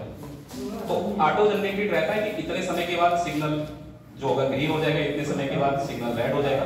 तो जो ट्रैफिक लाइट्स है उनके बारे में इंफॉर्मेशन ये कि 3 मिनट के बाद कलर चेंज करेगी, ये 5 मिनट के बाद, ये 6 मिनट के बाद और ये 9 मिनट के बाद। तो अब देखो पहले ये बात समझने की कि अगर ये 3 मिनट के बाद अगर कलर चेंज करेगी तो 3 के बाद फिर अगली बार कब करेगी? 6 मिनट। भाई 3 मिनट प्लस करेगी तो 6 मिनट बाद करेगी, फिर अगली बार 9 मिनट में, फिर 12 मिनट में, फिर कितने 15 मिनट। मतलब 3-3 मिनट ऐड करते जाओ। 3 मिनट के बाद 6 मिनट पे कलर चेंज होगा, फिर 9 मिनट पे, फिर 12 मिनट पे, फिर ये है क्या 3 के मल्टीपल ही तो। ऐसे अगर ये 5 मिनट वाली अगर हम लिखेंगे तो 5 के बाद ये कितने मिनट पे करेगी? 10 के बाद। तो 15 मिनट वो टाइम होगा कि जिस समय 3 मिनट वाली भी लाइट चेंज हो रही होगी और 5 मिनट वाली भी चेंज हो रही होगी, और ये 3 और 5 का कॉमन मल्टीपल ही तो है 15। तो इसे हम ये भी कह सकते हैं लीस्ट कॉमन मल्टीपल है, सबसे छोटी वैल्यू है जो 3 और 5 से करते हैं। तो पहली बार ये दोनों जब एक साथ कलर चेंज करेंगे वो टाइम होगा कितने मिनट का? लेकिन यहाँ पर 4 है। तो जब भी ऐसा सवाल आता है ये लाइट्स वाला, ये घंटी वाला, तो आप एलसीएम निकालेंगे तो ऐसा टाइम पता लग जाएगा जिसके बाद ये सभी एक साथ कलर चेंज करेंगे। तो सबसे पहले आपको क्या निकालना है? इनका एलसीएम। 9 और 6 का 18, 18 × 5 90। अगर आप इनका एलसीएम निकालेंगे तो कितने मिनट आ जाएगा? 90 मिनट आ जाएगा। आप निकाल के देखिए 90 मिनट आ जाएगा, ठीक है। 90। अच्छा, जब इतने छोटे छोटे वैल्यू होते हैं ना तो थोड़ा सा आप इनके फैक्टर ऐसे ही पता लग जाएंगे। ये कितना होता है? 3 × 3। ये कितना होता है? 2 × 3। ये तो 5 ही है और ये 3, ठीक है। आप बड़ी वाली वैल्यू उठा लिया करो। सबसे बड़ी वैल्यू मैंने उठा ली, कितनी आई? अब आपको छोटी वैल्यू में दिखा है 2 × 3। 3 तो है इसमें भाई, अगर हम बात करें तो 9 में 3 तो है ही, 3 से तो कट ही रहा है। केवल किसकी जरूरत है? 2 से गुणा कर लिया। 5 है क्या इसमें? 5 से नहीं कट रहा है ना, तो 5 से मल्टीप्लाई कर लिया। 3 है इसमें पहले से। 9 × 2 18, 18 × 5 कितना हो गया? 90 हो गया। तो एलसीएम अगर कोई छोटे छोटे डेटा है तो आप आसानी से भी निकाल सकते हो। अब ये 90 मिनट वो टाइम है जिसके बाद ये जितनी भी ट्रैफिक लाइट्स हैं इन सबका कलर चेंज होगा एक साथ। पहली बार कब हुआ था? 11:10 और AM, यानी कि सुबह वाले 11:10 पे पहली बार इनने कलर चेंज किया। तो अब अगली बार जब टर्न आएगा एक साथ कलर चेंज करने का, वो कितने मिनट बाद आएगा? 90 मिनट के बाद। जितना एलसीएम उतने मिनट के बाद ये एक साथ कलर चेंज करेंगे। 90 मिनट का मतलब होता है 1 घंटा 30 मिनट। 90 मिनट 1 घंटा 30 मिनट ही तो होता है। तो जरा इसमें 1 घंटा 30 मिनट जोड़ो, क्या आएगा? 40 और 11 और ये कितना आ जाएगा? अब आप ये बताइए कि 12 बजे के बाद का अगर समय आएगा तो टर्न आ जाएगा किसका? AM से PM में चेंज हो जाएगा, दोपहर के 12 बजे के बाद। अगला सवाल बताइए क्या है? 3 घंटियां 2 मिनट 3 मिनट और 5 मिनट के अंतराल पर बजती है। 2 मिनट 3 मिनट 3 मिनट 5 मिनट और 5 मिनट के अंतराल पर बजती है। तो अगर आपसे पूछा जाए कि जब ये एक साथ बजेगी तो उसके बाद अगली बार कब एक साथ बजेगी, तो वो टाइम इनका एलसीएम हो जाएगा। तो सिंपल सा आप एलसीएम निकालो पहले। 2, 3, 5 का एलसीएम सीधे मल्टीप्लाई कर लो क्योंकि प्राइम नंबर है। प्राइम नंबर का एलसीएम तो मल्टीप्लाई करके याद आता है, 2 × 3 6, 6 × 5, यानी कि 30 मिनट के बाद ये सभी घंटियां एक साथ बजेंगी। जैसे अभी मैंने एक साथ तीनों घंटियां बजाई, तो फिर 30 मिनट के बाद फिर से ये एक साथ बजेगी, क्योंकि इनका जो रिपीटेशन टाइम है सबका अलग अलग है, एक का 2 मिनट है, एक का 3 मिनट है और एक का 5 मिनट। अब आपसे पूछा ये गया है कि अगर ये पहली बार कब बजेगी? 9 बजे सुबह ना, सुबह 9 बजे एक साथ अगर इन्होंने स्टार्टिंग की, तो दोपहर 2 बजे तक कितनी बार एक साथ बजे होगी? कितने घंटे हुए ये? अगर 9 बजे से हम 2 बजे तक की बात करें तो कुल कितने घंटे हो गए? 5। तो बात तो वही है कि 5 घंटे में कितनी बार एक साथ बजे? भाई अगर 9 बजे से किसी काम की शुरुआत की गई और 2 बजे तक आपसे पूछा जा रहा है फाइनली, तो कितने घंटे हुए? 5 घंटे में कितनी बार एक साथ बजे होंगे? ये 30 5 घंटे को अगर मिनट में बदलेंगे तो कितना हो जाएगा? अगर 5 घंटे को मिनट में बदलेंगे तो कितना आ जाएगा? 300 मिनट आ जाएगा। आपके पास टोटल ड्यूरेशन है 300 मिनट, और इस प्रक्रिया को एक बार रिपीट होने में 30 मिनट लगे। तो आपके पास बड़ा आसान सा जवाब होगा, 30 मिनट से 300 को हमने डिवाइड कर लिया, कितनी बार? 10 बार ये प्रोसेस रिपीट। आधा घंटा 30 मिनट 5 घंटे में कितनी बार रिपीट होगा? 10 बार। लेकिन आंसर 10 नहीं होगा।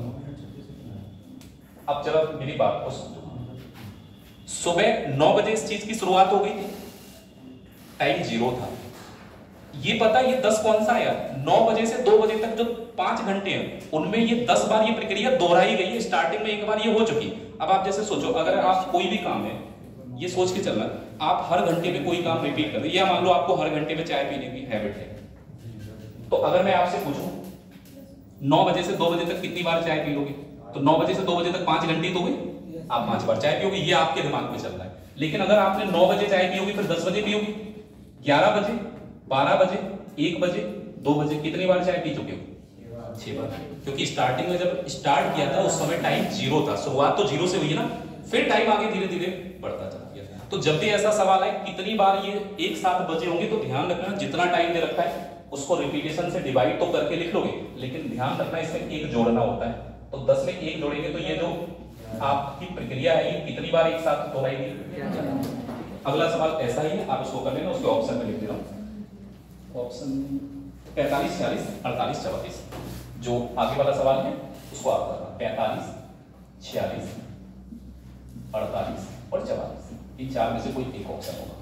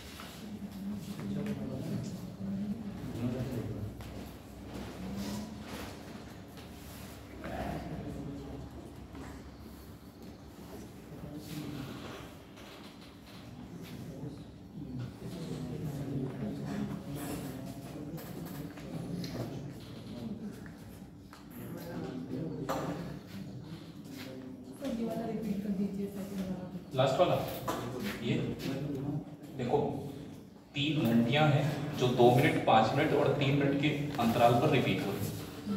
तो अगर इनका एलसीएम लेंगे 30 मिनट आएगा, यानी कि हर 30 मिनट के बाद ये तीनों एक साथ बजेंगे। लेकिन पहली बार ये एक साथ बजी थी 9 बजे, तो आपसे पूछा ये गया था 2 बजे तक कितनी बार एक साथ बजेंगे। तो 9 बजे से 2 बजे तक 5 घंटे हो गए, 300 मिनट। तो 30 मिनट के हिसाब से 300 मिनट में कितनी बार रिपीट हुआ होगा? 10 बार।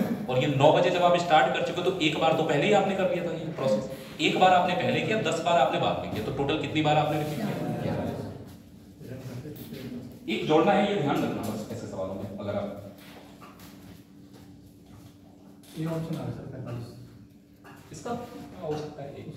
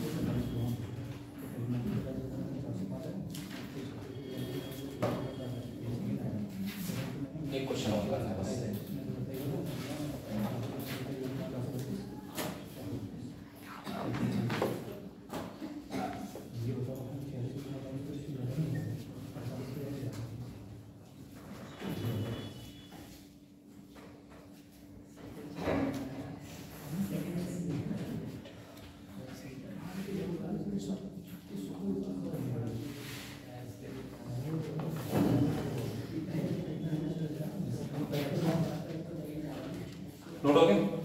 एक क्वेश्चन बस लास्ट और ये एलसीएम वाला आपको प्रॉब्लम नहीं करेगा, ठीक है? 1200 मीटर के एक वृत्तीय पथ पर, वृत्तीय पथ मतलब सर्कुलर ट्रैक, 1200 मीटर के एक वृत्तीय पथ पर एक स्थान से ए बी तथा सी, एक स्थान से ए बी तथा सी क्रमशः 30 मीटर प्रति सेकंड, 40 मीटर प्रति सेकंड और 50 मीटर प्रति सेकंड, फिर से समझ लीजिए, एक स्थान से ए बी तथा सी क्रमशः 30 मीटर प्रति सेकंड, 40 मीटर प्रति सेकंड और 50 मीटर प्रति सेकंड की गति से चलना प्रारंभ करते हैं। 50 मीटर प्रति सेकंड की गति से चलना प्रारंभ करते हैं तो कितने समय के बाद वे तीनों प्रारंभिक स्थान पर एक साथ होंगे? कितने समय बाद वे तीनों एक साथ प्रारंभिक स्थान पर होंगे? देखो भैया, पहले तो आप जरा ये समझो, एक सर्कुलर ट्रैक है, ठीक है? आप कहीं एक जगह से, किसी एक जगह से ए बी और सी तीनों लोग चलना शुरू करें। यहाँ कोई रिलेटिव स्पीड का कोई मतलब नहीं, कोई भी डायरेक्शन हो, चाहे आप इधर से दौड़ना शुरू करें तब भी यहीं आएंगे लौट के, और इधर से दौड़ना शुरू करेंगे तब भी यहीं। एक चक्कर पूरा होके अपनी जहां से आपने जर्नी स्टार्ट की वहीं तो आ जाएंगे सर्कुलर ट्रैक पे। अब इन्होंने बोला है कि जो ट्रैक है ये कितने 1200 मीटर का है। ए की स्पीड कितनी है? ए की स्पीड है 30 मीटर पर सेकंड, बी की स्पीड कितनी है 40 मीटर पर सेकंड, और सी की स्पीड कितनी है 50 मीटर पर सेकंड। लेकिन एक चीज याद रखना, ये स्पीड है तीनों की, आप इसका एलसीएम मत निकाल के आ जाना पेपर में। आप एक चक्कर कितने समय में पूरा करते हैं उसका एलसीएम निकाला जाएगा, क्योंकि आप जैसे एक चक्कर 2 मिनट में पूरा कर रहे हो और दूसरा वाला 3 मिनट में पूरा कर रहा है, तो 2 और 3 का एलसीएम कितना होगा 6 मिनट में। जो 2 मिनट में चक्कर पूरा कर रहा था उसके 3 चक्कर लग जाएंगे, जो 3 मिनट में कर रहा था उसके 2 चक्कर लग जाएंगे। अपने प्रारंभिक स्थान, चक्कर पूरा होने पे तो अपने प्रारंभिक स्थान पे आओगे। तो स्पीड का एलसीएम नहीं निकालना है, आपको टाइम निकालना पड़ेगा। कितना कितना टाइम लिया इस एक चक्कर में। अगर आपसे पूछा जाए एक चक्कर पूरा करने में कितना टाइम लगेगा, तो टाइम अभी हमने पढ़ा नहीं है, स्पीड टाइम डिस्टेंस इतना तो सबको ही पता है, टाइम बराबर होता है डिस्टेंस अपॉन स्पीड। डिस्टेंस कितना है, स्पीड कितनी है, तो अगर मैं इसकी बात करूं 1200 मीटर जाना है आपको और स्पीड आपकी थी कितनी 30 मीटर पर सेकेंड। तो अगर 30 मीटर पर सेकेंड की स्पीड से आप जाएंगे तो आपको जो टाइम लगेगा इस पूरे चक्कर में कितने 40 सेकेंड। सीधा सिंपल है, 1 सेकेंड में 30 मीटर जा रहे हो ना, तो यहां पर इसकी स्पीड 40 है, तो 1200 मीटर अगर ये जाएगा 40 मीटर पर सेकेंड की स्पीड से, तो 40 से डिवाइड कर लो, इसको कितने सेकेंड लगेंगे 30 सेकेंड लगेंगे। और ये लास्ट वाला 50 मीटर पर सेकेंड की स्पीड से जा रहा है, तो 1200 मीटर अपॉन 50 मीटर पर सेकेंड, तो 50 मीटर पर सेकेंड के हिसाब से इस वाले को कितना सेकेंड लगेगा 24 सेकेंड। तो एक चक्कर लगाने में जितना भी समय लग रहा है, अगर आप इस समय का एलसीएम निकालेंगे तो वो एग्जैक्टली वो टाइम होगा जिस टाइम ये तीनों अपने प्रारंभिक स्थान जहां से इन्होंने जर्नी स्टार्ट की वहीं पे पहुंचे। चक्कर पूरा करके ही तो अपने प्रारंभिक स्थान पे आ पाएंगे। अब वो अलग चीज है, जिसकी स्पीड ज्यादा है उसके चक्कर ज्यादा लग जाएंगे, जिसकी स्पीड कम है उसके चक्कर कम लगेंगे, उससे कोई मतलब है नहीं। तो इनका एलसीएम निकालना है आपको, कितना हो जाएगा 40 30 120 120 8 × 3 360 आएगा। तो इनका जो एलसीएम आएगा वो कितना आ जाएगा 360 सेकेंड, जिसको हम लोग कह सकते हैं 60 सेकेंड के हिसाब से कुल कितने मिनट हो गए 6 मिनट। 6 मिनट के बाद ये तीनों अपने प्रारंभिक स्थान पर। तो ध्यान ये रखना है कि स्पीड दे देते कई बार ये, तो स्पीड का एलसीएम नहीं निकालना है आपको, किसका निकालना है एक चक्कर में जितना समय लगा है। कई बार आपको डायरेक्ट बोलेंगे एक चक्कर इतने टाइम में ये ने पूरा किया, इतने टाइम में बी ने पूरा किया, तो जितना टाइम ले रहे हैं एक चक्कर चलने में उसका ही एलसीएम लेना है आपको। टाइम हो गया क्या? सर जहाँ ये बंद कर दें।